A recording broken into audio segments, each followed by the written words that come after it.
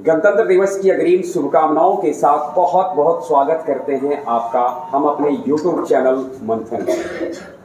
भारत का राष्ट्रीय पर्व गणतंत्र दिवस बस सामने खड़ा है और इस अवसर पर हम अपने चैनल में एक विशेष श्रृंखला के साथ श्रृंखला एक ही एपिसोड की लेके राष्ट्रीय प्रतीकों के परिचय के साथ उपस्थित हैं। सबसे पहले अभिवादन स्वीकार करें उमा शंकर का, पूजा, चंदा और हम तीनों मिलकर लाए हैं राष्ट्रीय चिन्ह। सबसे पहले देखते हैं भारत का राष्ट्रीय चिन्ह जिससे भारत पहचाना जाता है। भारत का राष्ट्रीय चिन्ह सम्राट अशोक की सारनाथ से मुद्रा से लिया गया है। इस पर 4 सिंह हैं, लेकिन किसी भी तरफ से देखने पर सिर्फ 3 ही सिंह दिखाई पड़ते हैं। सिंहों के नीचे चक्र, धर्म चक्र, व्हील ऑफ लव, उसके दोनों ओर घोड़ा, हाथी, शेर, बैल चित्रित हैं।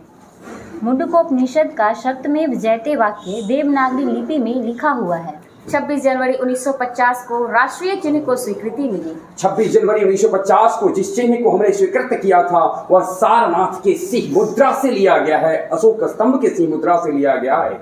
4 सिंहों में से किसी नजर से देखें, आपको एक बार में 3 ही दिखाई देता है, किसी एंगल से देख ले। 26 जनवरी 1950 को और मुंडकोपनिषद का वाक्य सत्यमेव जयते उसे सुशोभित करता है। अब हम जानते हैं राष्ट्रगान को, जाना गाना मन, जिसे हम गाते हैं, जानते हैं कब भारत का राष्ट्रगान बना। रविंद्रनाथ ठाकुर के लिखे हुए 5 खंडों वाले गान का प्रथम खंड राष्ट्रगान के रूप में 24 जनवरी 1950 को अंगीकृत किया गया। राष्ट्रगान के गायन में करीब 52 सेकंड लगते हैं। 27 दिसंबर 1911 को इंडियन नेशनल कांग्रेस के कलकत्ता अधिवेशन में पहली बार यह गाया गया। सम्मेलन के दूसरे दिन इसका गान किया गया। पहले दिन वंदे मातरम का गान। मैं एक बात अपने श्रोताओं को बताना चाहता हूं कि ये परंपरा थी भारतीय राष्ट्रीय कांग्रेस की 1896 से ही कि आरंभ वंदे मातरम गीत से किया जाता था। इसलिए 1911 ईस्वी में दूसरे दिन कांग्रेस के अधिवेशन के दूसरे दिन जनगण मन की बात की गई, जनगण मन गाया गया और वह कांग्रेस के अधिवेशन में गाया जाने वाला, पहली बार गाया जाने वाला गीत था, जनगण मन के रूप में देखा जाए। 1912 में सबसे पहले यह भारत विधाता शीर्षक से प्रकाशित हुआ। रविंद्रनाथ ठाकुर के संपादकत्व में प्रकाशित तत्वबोधिनी पत्रिका में यह छापा गया। 1919 में रविंद्रनाथ ठाकुर ने इसका अंग्रेजी में अनुवाद किया, जिसका शीर्षक है the morning song of India. और अब हम जानते हैं भारत का राष्ट्रगीत वंदे मातरम। स्वतंत्रता संग्राम में जनता के क्रांति की लहर पैदा करने वाले बंकिम चंद्र चटर्जी के वंदे मातरम गीत को राष्ट्रगीत का दर्जा प्राप्त है। इसे राष्ट्रगीत के रूप में 24 जनवरी 1950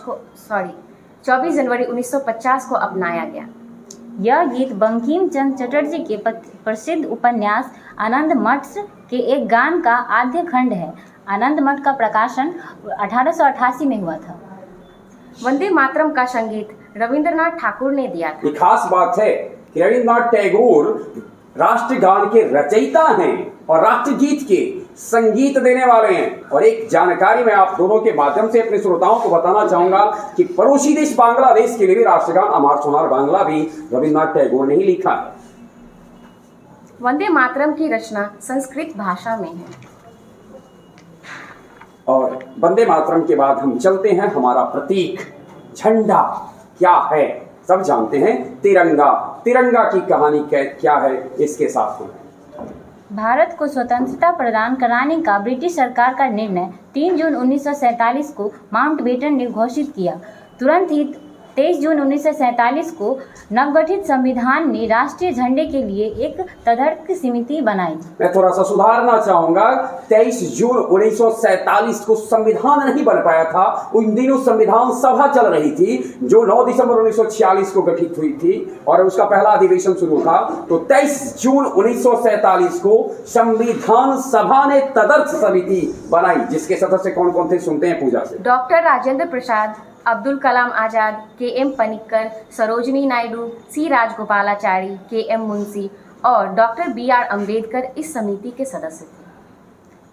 कांग्रेस के झंडे में स्वर्ण स्वीकार्य परिवर्तन का पिंकाली वेंकैया ने राष्ट्रीय झंडे को पूर्ण रूप दिया। पिंकाली वेंकैया जो कांग्रेस का झंडा पहले, यानी जिसे कांग्रेस पार्टी ने सर्व स्वीकार, सभी लोगों ने स्वीकार लिया था, उसके रूप तैयार करने वाले, यूं करें पिंकाली वेंकैया राष्ट्रीय झंडा के स्वप्नदर्शी कल्पनाकार, उनकी कल्पना की को ही हम आज राष्ट्रीय झंडा के रूप में देखते हैं। 22 जुलाई 1947 को इसे अंगीकृत किया गया। इसीलिए पूजा हम लोग झंडा दिवस भी मनाते हैं 22 जुलाई को। भारत के राष्ट्रीय झंडे में 3 रंगों की आड़ी पट्टियां हैं। ऊपर केसरी, बीच में सफेद और नीचे हरे रंग की पट्टी है। सफेद पट्टी पर गहरे नीले रंग में अशोक चक्र अंकित है। हमारे झंडे को तिरंगा भी कहते हैं। झंडे की लंबाई चौड़ाई 3:2 के अनुपात में होनी चाहिए। डॉक्टर राधाकृष्णन ने झंडे के रंग की व्याख्या कुछ इस प्रकार की है। सर्वपल्ली राधाकृष्णन भारत के दूसरे राष्ट्रपति, प्रथम उपराष्ट्रपति में झंडे के रंगों की व्याख्या जो की है उसे हम झंडा गीत में भी गाते हैं। केसरिया बल भरने वाला, सादा है सच्चाई, हरा रंग है हरी हमारी धरती की अंगराई, और चक्र कहता है हमारा कदम न कभी रुकेगा, ऊंचा सदा रहेगा झंडा, ऊंचा सदा रहेगा। ये गान डॉक्टर सर्वपल्ली राधाकृष्णन के संदेह, उनकी जो व्याख्या थी झंडा के संदर्भ में, उसे स्पष्ट करता है। सुनते हैं। केसरिया रंग त्याग बलिदान का प्रतीक है। सफेद रंग सत्य न्याय का प्रतीक है। हरा रंग मिट्टी व वनस्पति यानी कि हरियाली का प्रतीक है। और बीच का जो चक्र है जो नीले, गहरे नीले रंग में है, 24 तिलियां, वह कहता है कि यूं ही हम निरंतर आगे बढ़ते रहेंगे, हमारे कदम विकास के मार्ग में हमेशा बढ़ते रहेंगे, कभी रुकेंगे नहीं। पिंकली वेंकैया ने भारत के राष्ट्रीय झंडे के रूप की कल्पना की थी। 15 अगस्त को स्वतंत्रता की बेला में राष्ट्रपति भवन में 31 तोपों की सलामी के साथ पहली बार राष्ट्रीय झंडा को फहराया गया था। 1971 में अमेरिका के अपोलो 15 नामक अंतरिक्ष यान द्वारा भारत का राष्ट्रीय झंडा सबसे पहले अंतरिक्ष में भेजा गया। ये हमारा झंडा है जो धरती से लेकर आसमान तक फहरा रहा है और भारत के मान सम्मान को दर्शा रहा है। अब हम इस झंडे को सलामी देते हुए आगे बढ़ते हैं और अपने राष्ट्रीय प्रतीकों के परिचय में पहुंचते हैं राष्ट्रीय वृक्ष के पास। राष्ट्रीय वृक्ष बरगद का पेड़। बरगद का वैज्ञानिक नाम फाइकस बंगालेंसिस है। भारत के पतझड़ वाले आर्द्र वनों में दिखाई देने वाला यह पेड़ देहातों में भी उगता है। यह हिंदुओं का पवित्र वृक्ष है। छाया पेड़ के रूप में भी इसे उगाते हैं। बरगद की शाखाओं में से भी जड़ें नीचे की ओर बढ़ती है। खास बात है, एक ऐसा वृक्ष जो अपनी जड़ों का निर्माण अपनी टहनियों से भी शुरू कर देता है, शाखाओं से भी शुरू कर देता है, और उसकी शाखाएं धीरे धीरे जाती है, जमीन को टच कर देती है, जड़ का रूप ले लेती है। जनवरी से मार्च तक का समय बरगद का पुष्प काल है। इसका पत्ता 10-20 सेंटीमीटर लंबा, 10 से 20 सेंटीमीटर लंबा, 8 से 10 सेंटीमीटर चौड़ा होता है। इसके बीज का व्यास 2.5 मिलीमीटर और इसका वजन 1.25 ग्राम होता है। राष्ट्रीय वृक्ष को राष्ट्रीय वृक्ष के रूप में 1950 में अपनाया गया। यानी राष्ट्र वृक्ष के रूप में हम इसे 1950 में अपनाए थे। वही अगला है, अब हम देखते हैं वृक्ष के बाद फूल को। कौन सा फूल है जो राष्ट्रीय फूल है? राष्ट्रीय फल पहले तब फूल। राष्ट्रीय फल में आम आता है। राष्ट्रीय फल आम है। आम का वैज्ञानिक नाम मंजीफेरा इंडिका है। आम फलों का राजा माना जाता है। लगभग 4000 वर्ष पहले भारत में ही सबसे पहले आम के पेड़ की बागवानी शुरू की गई थी। 500 से अधिक किस्म भारत में पाए जाते हैं। आम के पेड़ को भारतीय पवित्र वृक्ष मानते हैं। भारत में सबसे पहला उत्पादित कलमी आम मलगोवा है। इसमें कुछ प्रमुख किस्म के भी आम हैं, जैसे कुछ प्रमुख किस्म का नाम बताएं। उससे पहले मैं थोड़ा सा अपने श्रोताओं को स्पष्ट दूं। कलमी आम यानी कि आम के पेड़ में कलम लगाकर। आम को प्रायः देहात के क्षेत्र में कहते हैं दो तरह के, बीजू और कलम। तो बीजू जो बीज से ही, यानी उसका जो अमोला होता है, आंठी जिसे कहते हैं, उसके दौर से जो वृक्ष बनता है वो कहलाता है बीजू, और जिसे हम कलम लगाकर करते वो कलम। और हम कितने प्राचीन काल से इस प्रथा में निपुण थे, इसका अंदाजा आप इससे लगा सकते हैं। 5000 वर्ष पहले भी से हम आम का बगीचा लगाते थे। अब हम सुनते हैं आम की प्रमुख किस्म कौन सी है? अल्फोंसा। अल्फोंसा के बारे में मैं एक बात बता दूं, बहुत कीमती किस्म, भारत में उत्पादित होने के बाद ये निर्यात कर दिए जाते हैं। नीलम, बंकन, पल्ली, मालगोवा, स्वर्णरेखा, चौड़ा, लंगड़ा, दशहरी, मालदा, चौसा, गुलाब खास आदि। राष्ट्रीय आम दिवस 22 जुलाई को मनाया जाता है। जी, राष्ट्रीय आम दिवस 22 जुलाई को मनाया जाता है, क्योंकि 22 जुलाई को ही हमने इसे राष्ट्रीय फल के रूप में स्वीकारा था। और अब हम देखते हैं राष्ट्रीय पुष्प, जिसकी चर्चा हमने पीछे की थी। अब आते हैं राष्ट्रीय पुष्प पर। ये है, आप पहचाने और हमसे सुने। राष्ट्रीय पुष्प कमल। कमल का वैज्ञानिक नाम निलंबो न्यूसीफेरा है। जलाशय में उगने वाले इसके पौधे की औसत आयु 2 साल है। भारतीय पुराणों में कमल का प्रमुख स्थान है। ब्रह्मा, सरस्वती, लक्ष्मी, इन देवी देवताओं की स्थिति कमल में है। भारतीय साहित्य में भी कमल का विशेष महत्व दिया गया है। कलम के पर्यायवाची शब्द हैं पद्म, अरविंद, पंकज, अम्बुज, नली, सरोज, सरसिज, सरसिहु, राजीव आदि। हमारे देश में हिंदू धर्म में 18 पुराणों का जिक्र है, और कमल का जो एक विशेष पर्यायवाची शब्द आपने जिक्र किया पद्म, उस पर एक विशेष पुराण की रचना की गई है, पद्म पुराण। हम अपने श्रोताओं को बताना चाहेंगे 18 पुराण में एक पुराण पद्म पुराण, और पद्म पुराण कमल की विशेषताओं पर, कमल पर लिखा गया पुराण। अब इसके बाद हम आगे बढ़ते हैं और पुष्प के बाद चर्चा करते हैं पक्षी की। देखिए राष्ट्र की पहचान कैसे होती है, फल चाहिए, पुष्प चाहिए, और अब पक्षी। कौन है हमारी पहचान का पक्षी? हमारा राष्ट्रीय पक्षी मोर है, जिसे पीकॉक कहते हैं। इसका वैज्ञानिक नाम पावे क्रिस्टेटस है। भारत, दक्षिण पूर्व एशिया आदि में ये साधारण रूप से दिखाई देते हैं। प्रजनन के समय मोर पंख फैलाकर नृत्य करते हैं। ये पक्षी मिस्र भोजी होते हैं। ये पेड़ के खोखले में रहते हैं। 1963 में मोर को राष्ट्रीय पक्षी के रूप में मान्यता दी गई थी। मोर को मारना कानूनन जुर्म है। भारतीय पुराण के अनुसार मोर सुब्रमण्यम का वाहन है।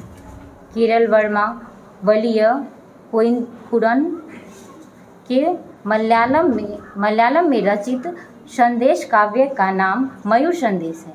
योगासनों में एक का नाम मयूरासन भी है। मादा मोरनी को अंग्रेजी में पिहन कहते हैं। जी, मोरनी को पिहेन कहते हैं, और ये है मोर। अब प्रजनन के समय नृत्य करना, खास बात, विशेषता। और एक और विशेषता है, कीड़ा मकोड़ा सांप सब खा जाता है। और अब हम बगैर देर किए हुए चलते हैं, पक्षी तो जाने गए, देखते हैं भारत का राष्ट्रीय पशु कौन है। राष्ट्रीय पशु, भारत का राष्ट्रीय पशु बाघ, जिसे कि हम टाइगर कहते हैं। बाघ का वैज्ञानिक नाम पांथेरा टाइग्रिस है। हाँ, देख लीजिए, पांथेरा टाइग्रिस साहब को देख लीजिए। जी, 1972 में बाघ भारत का राष्ट्रीय पशु घोषित किया गया। एशिया में बाघ भारत, बांग्लादेश, नेपाल, दक्षिण पूर्वी एशिया, चीन, ईरान, कोरिया और साइबेरिया में दिखते हैं। बिल्ली की जाति के बाघ की औसत आयु लगभग 20 साल होती है। काली रेखाओं से युक्त धूमिल पीला रंग या नारंगी रंग का इनका शरीर होता है। भारत में केवल गुजरात में सिंह हैं, इसीलिए सिंह से राष्ट्रीय पशु का दर्जा वापस ले लिया गया। मैं अपने श्रोताओं को बताना चाहूंगा कि जब हमारा देश आजाद हुआ था, संविधान बनकर तैयार हुआ, संविधान अंगीकृत हुआ, तो राष्ट्रीय पशु के रूप में सिंह को जोड़ा गया था। लेकिन सिंह की संख्या भारत में उतनी नहीं है, और राष्ट्रीयता का प्रतीक बनने के लिए आपको राष्ट्र का प्रतिनिधि बेहतर बनना पड़ेगा।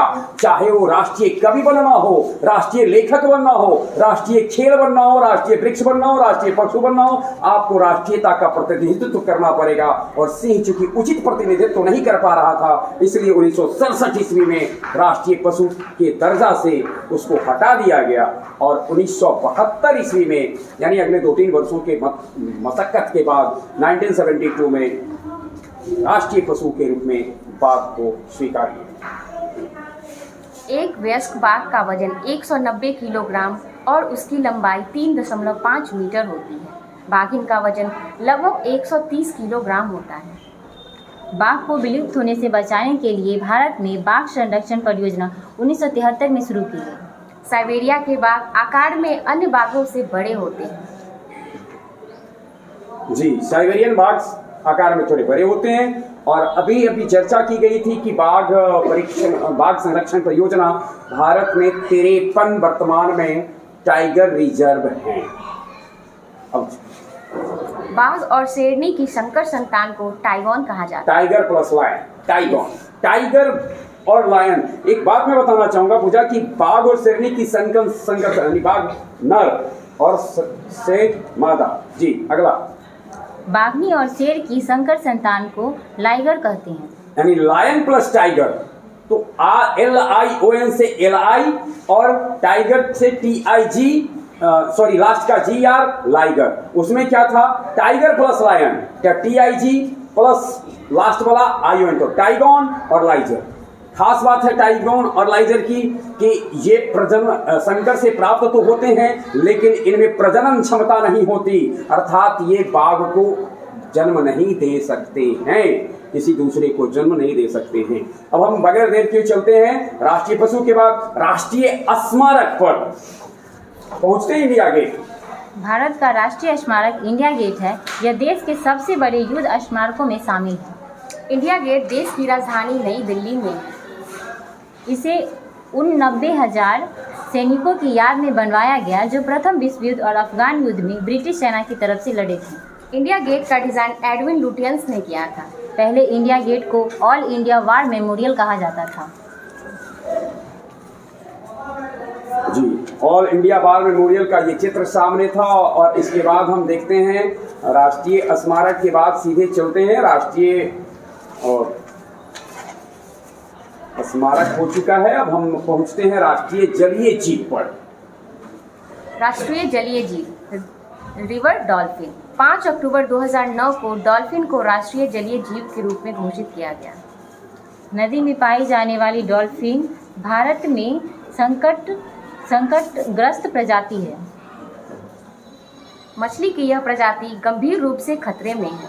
इसे वन्यजीव संरक्षण अधिनियम 1972 की अनुसूची 1 में रखा गया है। डॉल्फिन को वन्यजीव संरक्षण अधिनियम के अंतर्गत रखा गया है, अर्थात इसकी रक्षा करना हम सबों का धर्म बनता है। और अब हम चलते हैं राष्ट्रीय विरासत पशु है हमारा हाथी। हाथी को एलिफेंट कहते हैं। 15 अक्टूबर 2010 को हाथी को राष्ट्रीय विरासत पशु घोषित किया गया। हाथी को देश में राष्ट्रीय विरासत पशु का दर्जा दिया गया है। एशिया में करीब 60% हाथी पाए जाते हैं। और ये है हाथी राष्ट्रीय विरासत पशु। और पीछे हमने जिक्र किया था राष्ट्रीय जलीय जीव डॉल्फिन का। ये राष्ट्रीय जलीय जीव डॉल्फिन हैं।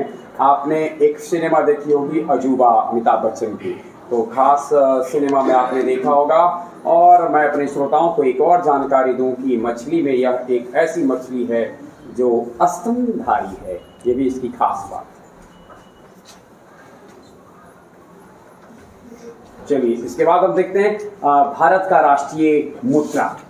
राष्ट्रीय मुद्रा का यह प्रतीक देवनागरी ये प्रतीक, हाँ, राष्ट्रीय मुद्रा का यह प्रतीक देवनागरी अक्षर के र और रोमन अक्षर R से मिला जुला बना हुआ है। ठीक से मैं अपने श्रोताओं को बता दूं, इसमें R भी है, रोमन का R भी और देवनागरी का र भी। देवनागरी के अक्षर र को बीच में एक रेखा काटती है जो तिरंगे का प्रतिनिधित्व करती है। इसका आशय समानता भी है। इसे वर्ष 2010 में D उदय कुमार ने तैयार किया था। अब इसके बाद हर देश को एक बोली चाहिए जिससे कि वह अपनी भावनाओं को व्यक्त करता है। दुर्भाग्यवश भारत का राष्ट्रीय भाषा कोई नहीं है, लेकिन राजकीय भाषा है हिंदी। तो हम चलते हैं राजभाषा हिंदी। राजभाषा हिंदी यानी ऑफिशियल लैंग्वेज। संविधान के अनुच्छेद 343(1) के अनुसार हिंदी भारत की राजभाषा है। इसे राजभाषा के रूप में 14 सितंबर 1949 को संविधान में इसे मान्यता के रूप में दिया गया। आरंभ में संविधान में 8 अनुसूची में 14 भाषाएं सम्मिलित। 8वीं अनुसूची में 14 भाषाएं सम्मिलित की गई थी और अभी वर्तमान में उसमें 22 हैं। ये 22 हैं हिंदी, मलयालम, बंगाली, असमिया, तमिल, तेलुगु, मराठी, उड़िया, पंजाबी, संस्कृत, सिंधी, गुजराती, कश्मीरी, उर्दू और बाद के जो ये 8 जोड़े गए कन्नड़, कोंकणी, मणिपुरी, नेपाली, डोंगरी, बोडो, संथाली, मैथिली। भारत का प्रथम राजभाषा आयोग 1955 में गठित किया गया। इसके अध्यक्ष बीजी खेर थे। अब हम चलते हैं भारत का राष्ट्रीय कैलेंडर जानते हैं। राष्ट्रीय कैलेंडर भारत का क्या है? सकवर्ष कैलेंडर, जिसका पहला महीना चैत्र है। भारत का राष्ट्रीय कैलेंडर शक कैलेंडर, शक वर्ष कैलेंडर है। जी चलिए। हमारा राष्ट्रीय कैलेंडर है यह ग्रिगोरियन कैलेंडर के से 78 वर्ष पीछे है। भारत का दूसरा कैलेंडर विक्रमी संवत ग्रिगोरियन कैलेंडर से 57 वर्ष आगे है। यानी एक पीछे चलता है ग्रिगोरियन कैलेंडर से 78 साल पीछे, अर्थात मार्च में हम 1944 में होंगे शक संवत के अनुसार, और हम अभी विक्रम संवत की बात करें तो आगे चल रहे हैं। आगे इसके साधारण वर्षों में 22 मार्च को, अधिवर्ष में 21 मार्च को चैत्र मास की पहली तारीख आती है। यानी वर्ष की पहली तारीख आती है मार्च महीने की 22 तारीख में, और 21 तारीख का 22 कब 21 कब। वर्ष यदि सामान्य है तो आता है 22 को, और जब अधिवर्ष है, अधिवर्ष जैसे ग्रिगोरियन में अधिवर्ष में फरवरी हो जाता है 29 का, उसी तरह से अधिवर्ष में हिंदी यानी जो हमारा शक है उसमें चैत हो जाता है 31 में दिन का। और हम थोड़ा सा आपको बताते हैं कि शक वर्ष और ग्रिगोरियन वर्ष किस तरीके का है। शक वर्ष में चैत पहला वर्ष महीना होता है, जिसमें कि 30 दिन या 31 दिन होते हैं। सामान्य महीने 30 दिन के, अधिमाह 31 दिन के, और ये मार्च 22 या 21 से शुरू होगा। 22 सामान्य में, 21 अधिवर्ष में। वैशाख 31 दिन के होते हैं, शुरुआत होती है अप्रैल महीने की 21 तारीख से। ज्येष्ठ 31 दिन के हैं, शुरुआत होती है मई के 22 तारीख से। आषाढ़ 31 दिन के हैं, शुरुआत जून के 22 से। श्रावण 31 दिन के, शुरुआत जुलाई की 23 से। भाद्र 31 दिन के, शुरुआत अगस्त के 23 से। आश्विन 30 दिन के, शुरुआत सितंबर के 23 से। कार्तिक 30 दिन के, अक्टूबर 23 से शुरुआत है। मार्गशीर्ष 30 दिन, नवंबर 22 से शुरुआत हो। ध्यान में दिलाना चाहूंगा, मार्गशीर्ष 22 नवंबर से 26 नवंबर 1949 को जब संविधान हमारा बन करके तैयार हुआ था तो माघ का महीना था, वो मार्गशीर्ष का महीना था। पौष 22 दिसंबर से, माघ जनवरी 21 से, और फाल्गुन फरवरी 20 से। पौष, माघ, फागुन ये सभी के सभी 30 दिन के होते हैं। शुरू करें तो चैत से लेकर के भाद्र 31 दिन तक, बाकी सब 30 दिन के होते हैं। और अब हम जानते हैं भारत को हाल ही में एक और राष्ट्रीय प्रतीक मिला है, राष्ट्रीय समर स्मारक, राष्ट्रीय युद्ध स्मारक, नेशनल वॉर मेमोरियल। स्वतंत्रता के पश्चात विभिन्न युद्धों में शहीद हुए जवानों की स्मृति में नई दिल्ली में इंडिया गेट के निकट राष्ट्रीय समर स्मारक नेशनल वॉर मेमोरियल बनाया गया है। 40 एकड़ क्षेत्र में 176 करोड़ रुपयों की लागत से निर्मित यह स्मारक 25 फरवरी 2019 को प्रधानमंत्री श्री नरेंद्र मोदी ने राष्ट्र को इसे समर्पित किया। ये है, राष्ट्र को समर्पित किया गया 25 फरवरी 1971 को। 25 फरवरी 2019 को। 1947, 1962, 1965, 1971 और 1999 के युद्ध में प्राण न्यौछावर करने वाले जवानों के साथ साथ श्रीलंका में भारतीय शांति सैनिक के रूप में प्राण न्यौछावर करने वाले जवानों के नाम भी इसमें शामिल हैं। कुल 25,942। मैं एक मिनट पूजा, मैं थोड़ा सा अपने श्रोताओं को एक बात बता दूं कि राष्ट्रीय युद्ध स्मारक और हमारा जो इंडिया गेट है, दोनों का अगर प्रतीक देखा जाए तो दोनों में अंतर क्या है। एक प्रथम विश्व युद्ध और अफगान युद्ध में शहीद हुए सैनिकों की याद में है, तो आज़ादी से लेकर आज़ादी के बाद से 1947 में आज़ाद होने के साथ ही संघर्ष हुए, फिर 1948 में भी थोड़ा सा हुआ था, लेकिन 47, 62, 65 और 99 के कारगिल युद्ध, साथ ही उसके बाद जो भारतीय सेना शांति सेना बनकर के श्रीलंका गई थी, वहां पर जो भारतीय सैनिक हताहत हुए उनकी याद में राष्ट्रीय समर स्मारक है, जिसके बारे में आप बता रही थी कि कुल 25,942 शहीदों के नाम स्मारक की दीवारों के ऊपर ईंट के पर छिद्र छिद्र करके उभार कर उसको लिखा गया है, अंकित किया गया है। गौरतलब हो कि आदरणीय प्रधानमंत्री जी ने ये घोषणा किया है, गलवान में शहीद हुए के ही नाम इसमें दर्ज किए जाएंगे। लेकिन हम जब आपको 25,942 बता रहे हैं तो इनमें उनके नाम दर्ज नहीं। इस अवधि में परमवीर चक्र से विभूषित होने वाले 21 सैनिकों की प्रतिमा भी स्मारक में लगाई गई है। इनमें से 3 अभी जीवित हैं। कुल मिलाकर के 21 लोगों को परमवीर चक्र मिला है, जिसमें खास बात यह है कि 20 उसमें से थे भारतीय सेना में, थल सेना में, और 1 वायुसेना के रहे हैं। और पहला परमवीर चक्र विजेता थे मेजर सोमनाथ शर्मा। और 24 जनवरी आज हम जब आपके समक्ष राष्ट्रीय प्रतीकों को के परिचय के साथ उपस्थित हैं, हम उन्हें नमन करते हैं और देखते हैं राष्ट्रीय समर स्मारक का आकार आकृति किस तरीके की। षटभुजाकार इस स्मारक के केंद्र में 15 मीटर ऊंचा स्तंभ स्थापित किया गया। इस स्तंभ की ऊंचाई 15 मीटर। इसके नीचे एक अखंड ज्योति है। इसकी मुख्य संरचना को 4 चक्रों जैसे अमर चक्र, वीरता चक्र, त्याग चक्र, रक्षक चक्र के रूप में बनाया गया।